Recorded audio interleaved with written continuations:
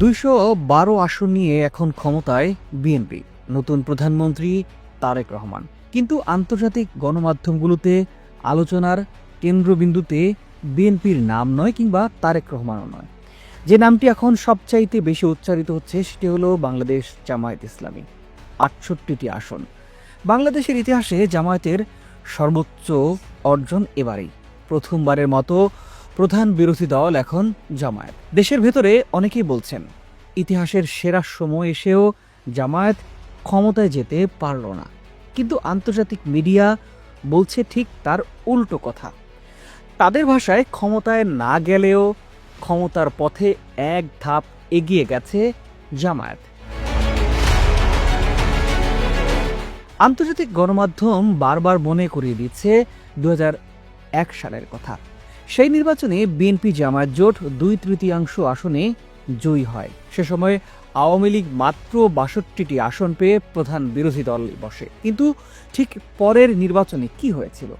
আওয়ামী লীগ জেতে ২৩০টির বেশি আসন। অর্থাৎ বাংলাদেশের নির্বাচনী ইতিহাসে প্রধান বিরোধী দল থেকে ক্ষমতায় যাওয়া অস্বাভাবিক কিছুই নয়। এই ঐতিহাসিক উদাহরণগুলোই আজ আন্তর্জাতিক মিডিয়া জামায়াতের ক্ষেত্রে টেনে আনছে। প্রিয় দর্শক, জামায়াতের এই উত্থান নিয়ে কোন আন্তর্জাতিক মিডিয়া কি বলছে সেটা একটু আমরা দেখে নিতে চাই। ব্রিটিশ দৈনিক দ্য গার্ডিয়ান একটা প্রতিবেদন করেছে। তারা বলছে, জামায়াতের এমন বিস্তৃত উত্থান দেশের মডারেটদের কপালে চিন্তার ভাঁজ পড়েছে। যদিও মার্কিন রাষ্ট্রীয় গণমাধ্যম এনপিআর বিষয়টিকে ততটা ঝুঁকিপূর্ণ মনে করছে না। জানুয়ারিতেই জামায়াত নিয়ে দীর্ঘ একটা প্রতিবেদন তৈরি করে রয়টার্স। তারা লিখে, জামায়াত নতুন করে নিজেকে গড়ে তুলছে। তারা হিন্দু প্রার্থী দিয়েছে, মডারেট ইমেজ দেখাচ্ছে জামায়াত। বাংলাদেশের প্রখ্যাত একজন সাংবাদিক নুরুল কবির তিনি বলেছেন, যে দল একসময় বাংলাদেশের স্বাধীনতার বিরোধিতা করেছিল, সেই দলই স্বাধীনতার ৫৫ বছর পর একটা নিরপেক্ষ নির্বাচনে ৬৮টি আসন পেল। এটা নিঃসন্দেহে তাদের জন্য বিশাল রাজনৈতিক বিজয়। আন্তর্জাতিক বিশ্লেষকরা বলছেন, এই পরিবর্তনের বীজ রোপণ করা হয়েছিল ২০২৪ সালের জুলাই আন্দোলনে। হাসিনা বিরোধী আন্দোলনের সময় রাজপথে একমাত্র সংগঠিত, শৃঙ্খলাবদ্ধ ও প্রতিরোধ গড়ে তোলা শক্তি ছিল জামায়াত শিবির। হাসিনার পতনের পর সরকার গঠনের সময়ও তাদের ভূমিকা ছিল খুবই গুরুত্বপূর্ণ। এরপর একের পর এক বিশ্ববিদ্যালয়ের ছাত্র সংসদ নির্বাচনে জামায়াতের নিরঙ্কুশ বিজয়, সেখান থেকেই আন্তর্জাতিক মিডিয়ার চোখ খুলে যায়। তারা এটিকে প্রথমে দেখেছিল বাংলাদেশের ইসলামিস্টদের উত্থান হিসেবেই। আন্তর্জাতিক বিশ্লেষকরা একটি তুলনা বারবার করছেন তুরস্কের এরদোয়ানের দল একে পার্টির সাথে। সেখানেও শুরু হয়েছিল বিরোধী দল হিসেবে। ২০০২ সালে তারা ক্ষমতায় আসে মডারেট ইসলামী ইমেজ নিয়ে। শরিয়ত নয়, বরং উন্নয়ন ও স্থিতিশীলতার কথা বলেই তারা জিতেছিল তুরস্কে। আজ ২ দশকের বেশি সময় ধরে এরদোয়ান ক্ষমতায় আছেন। বিশ্লেষকরা বলছেন, যদি বিএনপি সরকার দুর্নীতিতে জড়ায় অথবা অর্থনৈতিক সংকট তৈরি হয় বাংলাদেশে, তাহলে তুরস্কের মতপথেই হাঁটতে পারে জামায়াত। জামায়াতের শক্তি এখন শুধু সংসদেই নয়, স্কুল, কলেজ, হাসপাতাল, সামাজিক সেবা, বিশ্ববিদ্যালয় ক্যাম্পাস জুড়ে বিস্তৃত। জামায়াতের এই নেটওয়ার্কই তাদের দীর্ঘমেয়াদী শক্তির ভিত্তি। এ কারণেই দ্য ডিপ্লোমেট বলছে, জামায়াতের প্রধান বিরোধী দলে পরিণত হওয়া বাংলাদেশের রাজনীতিতে দীর্ঘমেয়াদী পরিবর্তনের একটা signal. Middle East Monitor, Al Jazeera সহ মধ্যপ্রাচ্য ভিত্তিক মিডিয়াগুলো একে বাংলাদেশের নতুন যুগ হিসেবেই তুলে ধরছে।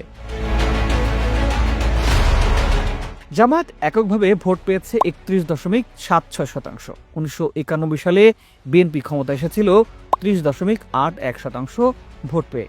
আরও গুরুত্বপূর্ণ তথ্য হলো, ৩২টি আসনে এবার জামায়াত খুব অল্প ভোটে হেরেছে। এই আসনগুলোতেই তারা এখন ঘাঁটি শক্ত করবে।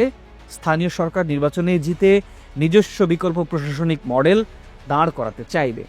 জামায়াত যে আসনগুলো জিতেছে তার বেশিরভাগই সীমান্তবর্তী এলাকা, প্রান্ত থেকে কেন্দ্র, গ্রাম দিয়ে শহর ঘেরাও। এটা কোনো কাকতাল নয়, এটা গেরিলা ওয়ারফেয়ারের ক্লাসিক নীতি। চীনের মাও সেতুং এই নীতিতেই বিপ্লব করেছিলেন। এই সীমান্ত জয় এরই মধ্যে ভারতের কপালে চিন্তার ভাঁজ ফেলে দিয়েছে।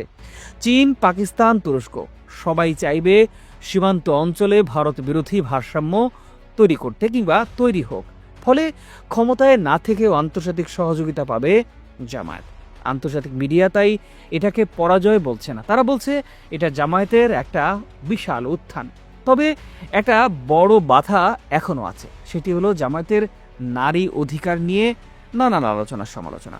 আন্তর্জাতিক বিশ্লেষকদের মতে নারী ভোটাররা যতটা বিএনপির উপর ভরসা করেন, জামায়াতকে ততটাই ভয় পান। এই ভয় কাটাতে পারলেই জামায়াতের সামনে ক্ষমতার দরজা পুরোপুরি খুলে যেতে পারে। প্রিয় দর্শক, আপনার ভাবনা আমরা জানতে চাই।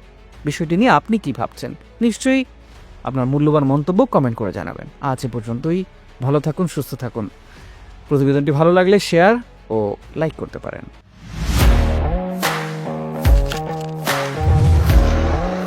প্রফেশনাল স্টুডিও খুঁজছেন? ঢাকার প্রাইম লোকেশন নয়াপল্টনে দেশ সমাচার স্টুডিও আপনার কন্টেন্ট প্রোডাকশনের নির্ভরযোগ্য ঠিকানা। এখানে পাবেন 4K ক্যামেরায় মাল্টি অ্যাঙ্গেল রেকর্ডিং, আছে গ্রিন ও ব্ল্যাক স্ক্রিন সেটআপ, উন্নত মানের মাইক্রোফোন ও sound proof voice over booth. আপনার পছন্দ মতো স্টুডিও ডিজাইন করার সুযোগও থাকছে। Hazrat Shahjalal news content, talk show, interview বা পডকাস্ট যা কিছুই করেন, এখানে পাবেন প্রফেশনাল সেটআপ আর ফুল এডিটিং সাপোর্ট। আপনার চাহিদা অনুযায়ী বুক করতে পারেন আজই। কল কিংবা হোয়াটসঅ্যাপ করুন এই নাম্বারে 017202106557। ভিজিট করুন আমাদের ওয়েবসাইট ও ফেসবুক পেজ।